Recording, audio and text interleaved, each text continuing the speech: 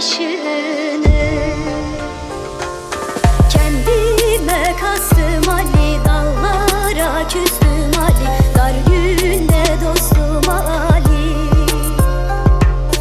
Kınama hallerimi, bağlama dillerimi, açık et yollarımı.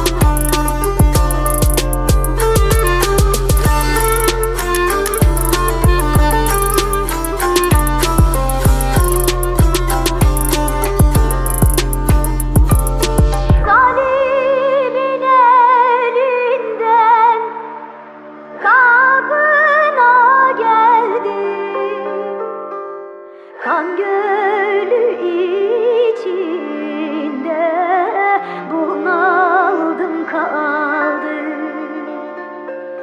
Yetiş ya erenler, canımdan oldu. Bilmem kim saracak yaralarımı.